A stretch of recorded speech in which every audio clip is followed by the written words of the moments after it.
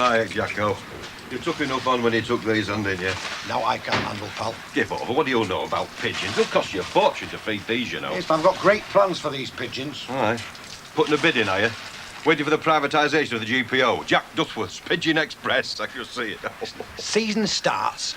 I'll be racing them, right? Racing them? You've got to know what you're doing with pigeons before you can race them, mate. Listen, I'm getting genned up, don't you worry. Genned up? Feeding them cornflakes? I might not be the Birdman of Alcatraz, but I know a flaming sight more about pigeons than you do. Come for your breakfast, come to Daddy. Oh, give me strength, Jacko.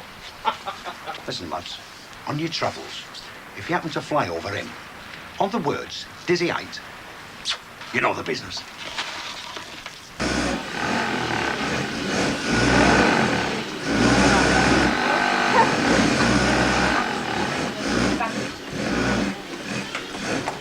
Hey up, kid. Let the dog see the rabbit. You late to know? No, I'm not late. Has his nose shown his face yet? No, not yet. Thank God for that. Morning, ladies. Hiya, Kelsey, you look like death warmed up. Been giving that gin bottle some hammer, have you, long?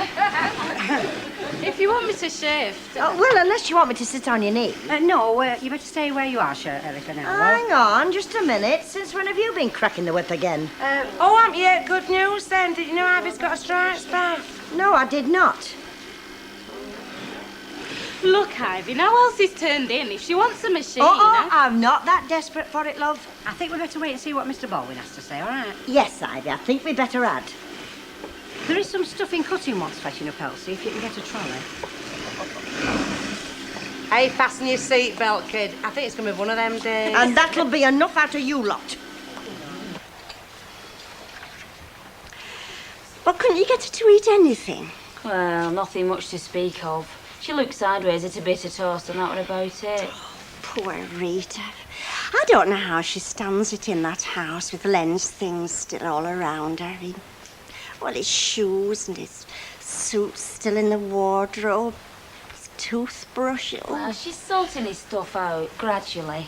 I think she's going to send him to Sally Army. Oh. I caught her crying last night. She was pressing his shirts and I found her with her head buried in one.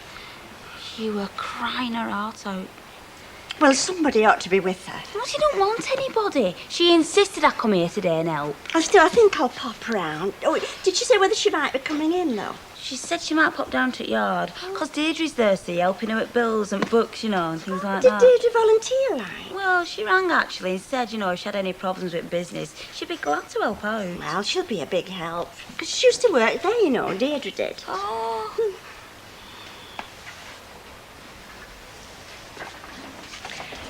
Has she, said anything more about this Bolton thing, then, Rita? What Bolton thing? You know, about where Len crashed, about it being nearer Bolton than Ashton. She's not still worrying about that, is she?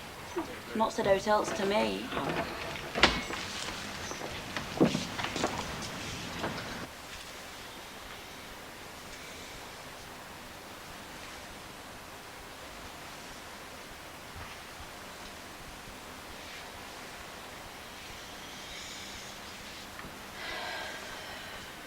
Do with a button.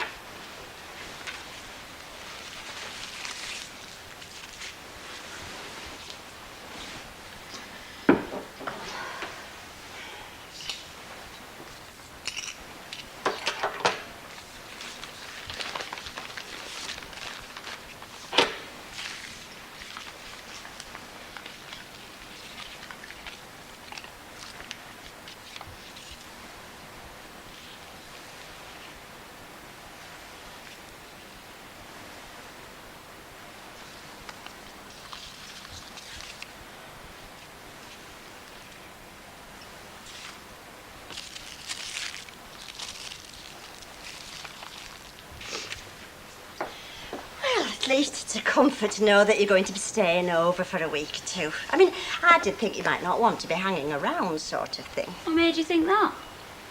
Well, simply that Rita confided in me. I mean, she does confide lots of things in me at the end of the day, and she told me that you'd developed a rather unfortunate crush on Brian Tilsley, wasn't it? Yeah, I did go a bit daft. Well, I can quite understand it. I mean, he's a very nice-looking young man. Not that I'd ever have a crush on him. Oh, you're not into beefcake, like? No, and those days are over for me. Oh, good morning, Mr. Morning. Watts. Now, this is Emily's lodger, this young gentleman.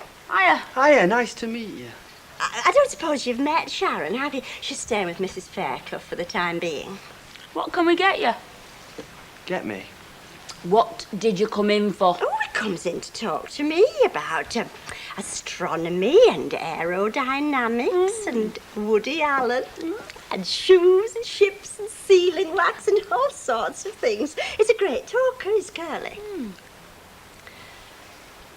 Yeah, maybe, but he still hasn't said where he's come in for. Well, I came in actually to, well, I was wondering, I'm going to the flicks tonight to see Woody Allen. Do you like Woody Allen? Not much. Why don't you like Woody Allen? I think it's his specs. Oh, I see. His specs. Now then, this is a shop. We sell things. What can we sell you? I'll take a packet of, Hawaiian gums, please.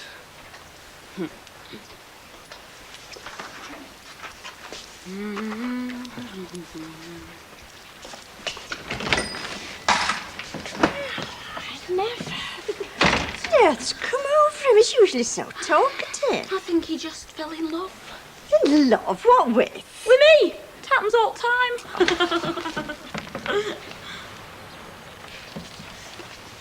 Hello, Sharon.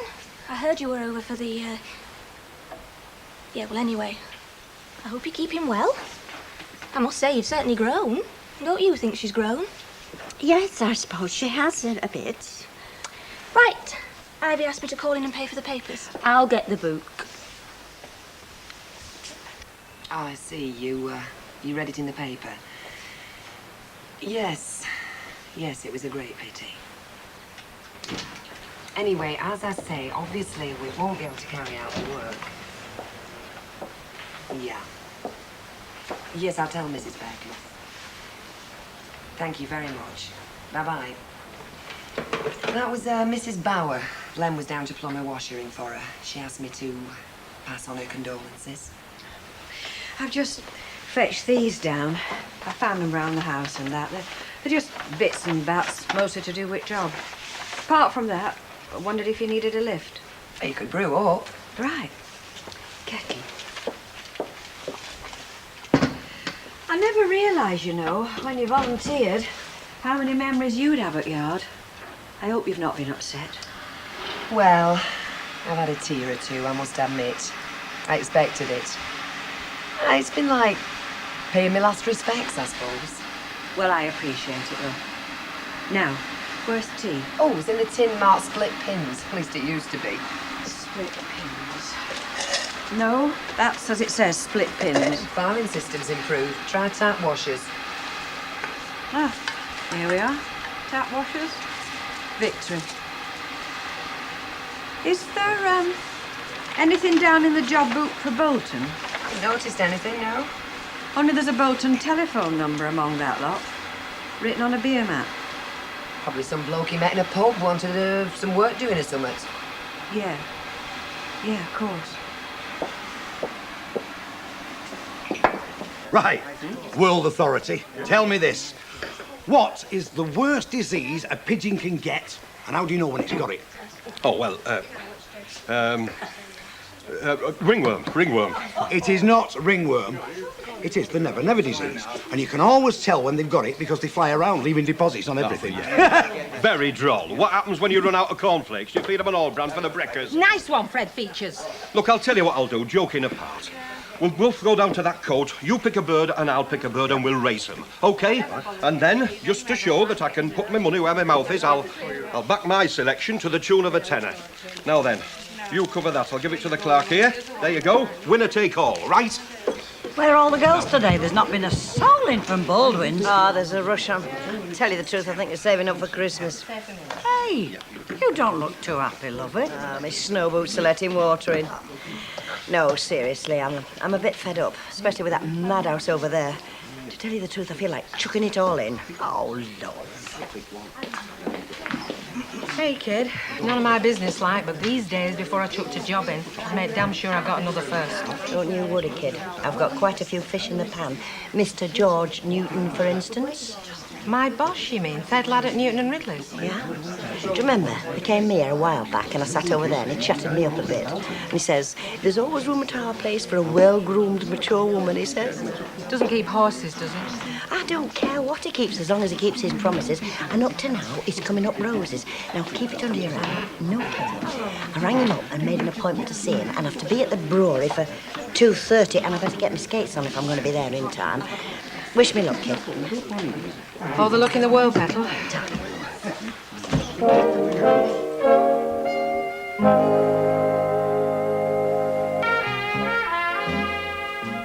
Well, I mean, it just thinks he can get away with it, doesn't it? You what, love? I know. Look, we've paid us full whackings this Christmas club, haven't we? So what us full whack out, don't That's we? right, and I was specking on at least 30 quid. Well, what? I'll have to ring Branch and see if I can get a roll in. Never mind the branch. Look, we've got boarding by the short and curlies, haven't we? we have. All these urgent orders. I reckon we should say, right, monkey, if we don't get a spare share at divvy, well, you can whistle for your order. Listen, Ducky, you can't go in there shouting odds without a ruling, without facts and figures to fight on, now can I? There they are. The best set of girls in the textile trade. Putting their lovely permed heads together, deciding what to buy me for Christmas, I bet. I bet you were deciding what to buy me for Christmas, weren't you, eh? Well, not exactly, Mr. Baldwin. You mean you've already got it? You little tinkers, got it hidden somewhere, eh? All wrapped up in that coloured paper with holly and snowflakes on it. Oh, we couldn't wrap it up, Mr. Baldwin. You see, it was a night out with Ida. We were going to make it too, but I said, oh, come on. I know he's manky, but he's not that manky. Jock, what that clout, you? Do I take it you are not going to buy me a Christmas present? Ivy, you see here a man who is cut to the quick, hit where it really hurts. A man whose opinion of the fair race has taken a dive. Oh, yeah? Vera's got you under mistletoe again. No, that terrible moment has yet to come. I mean, I was hoping for a little token of my staff's affection and esteem from Santa, but apparently not. I mean, I am staggered. Not only that, I think my eyes are going. Really? Yeah. Either that or Elsie's got a new hairdo. Oh, God. Elsie's gone on a shopping hour, Mr. Baldwin. I thought that since we'd got this order Shopping on, you know... hour? Hang on, what do you mean shopping hour? Well, that's good, isn't it, eh? She comes in here late, says hello, then it's Marks and Sparks, here I come. Well, it was Shirley's shopping hour, really, but they swapped. Oh, I'd like a shopping hour. Would anyone like to lend me their shopping hour?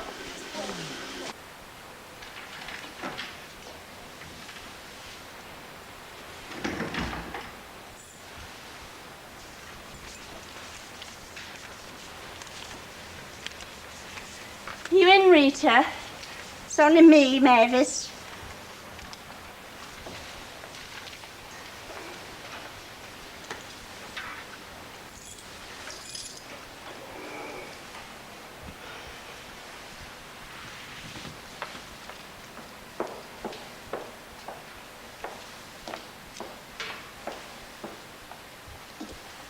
Oh, it's you. I'm just having a lie down. Oh, well, you go back if you want to.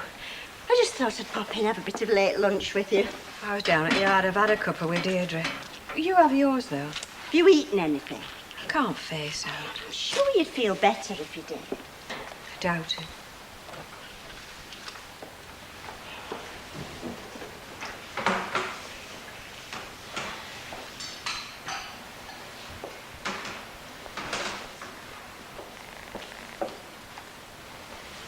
I see you've been sorting things out a bit. Do you want me to see to them? No, phoned the hostel. They're going to send somebody to collect. Found a funny thing in Len's jacket. The one he used for the yard. Oh, what was that? A beer mat with a Bolton telephone number scribbled on it. Oh. Right little mystery, isn't it? Why was he on the road from Bolton when he'd been working in Ashton?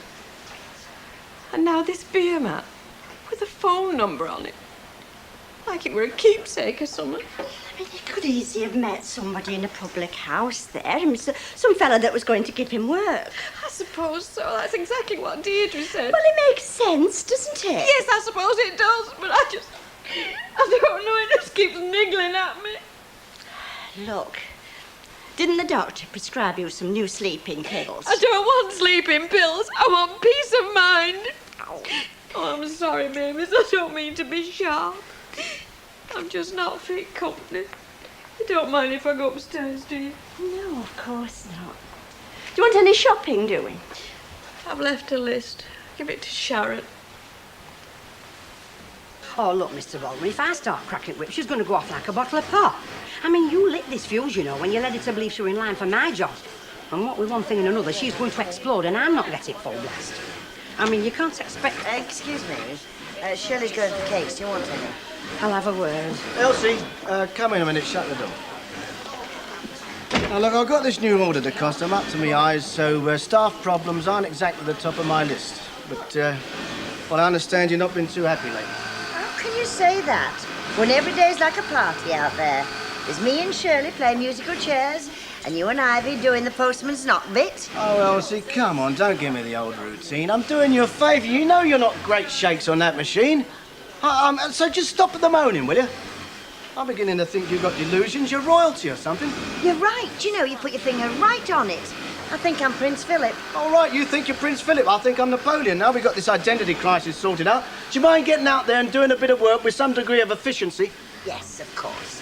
And will you do something for me? Oh, yeah, anything, Your Highness, if it makes you happy. I'll organise polo matches in the lunch hour. I'd like the cards before the end of next week.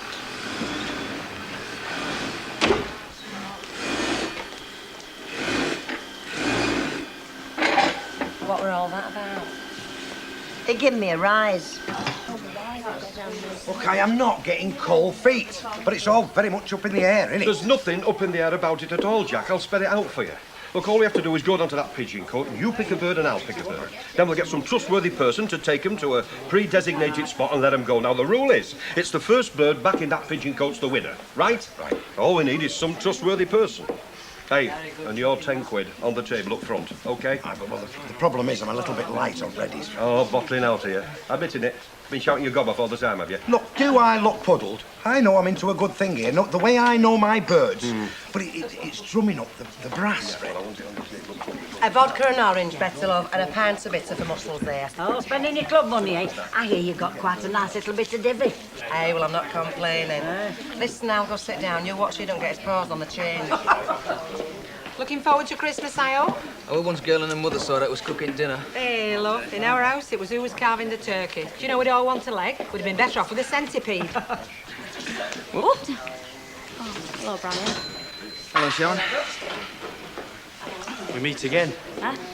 I was in the cabin this Oh, afternoon. yeah, Woody Allen fan. Hey, you favour him a bit, you know. And the eyes. Have you got a bottle of port to take out? Well, It's for Rita. Or maybe straight to drop the port will do a good. Oh, well, if it's for Rita, I'll get her one of my specials. You can have it at cost. hey, have you finished playing your raffle? Yeah. Will you fancy a game with me then? Well, unless Sharon... Do you know Sharon?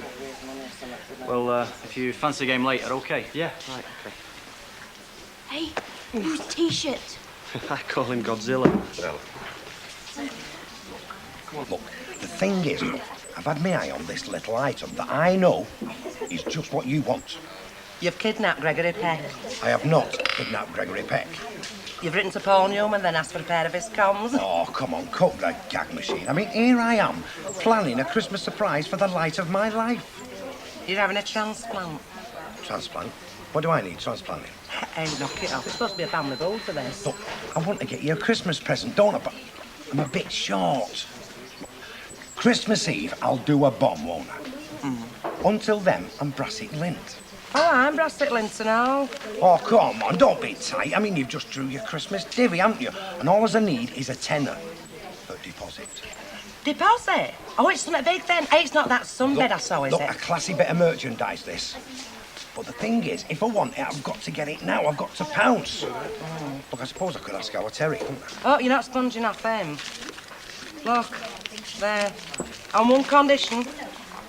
If we go out Christmas Eve, you don't go flaming silent night in it, right? You are an angel. Shall I get you one? Yeah. Right. Hey, kid. Yeah. I think I'm getting a sunbed in my stocking. A bullet for you, I'm getting a ladder in mine.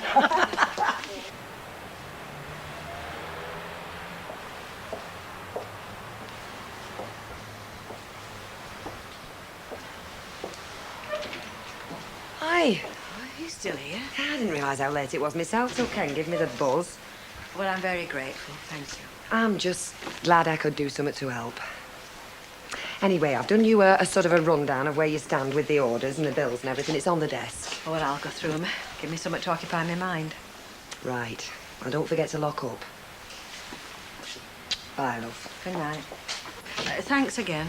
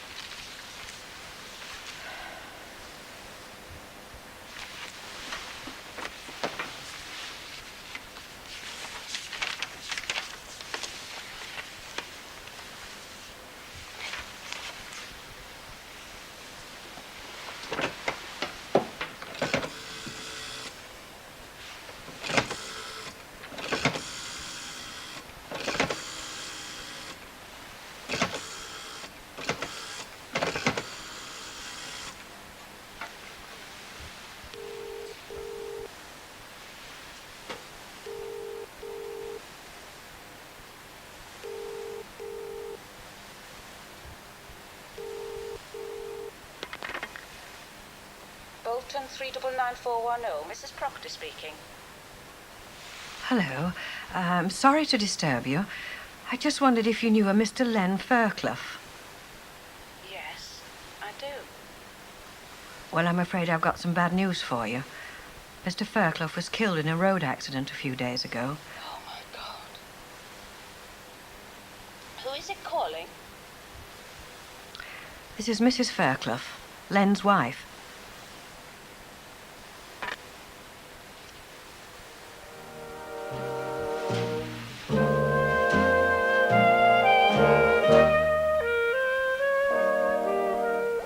The soap hour continues with Emmerdale next on Plus. And don't forget, you can always check out our website at www.gplus.co.uk.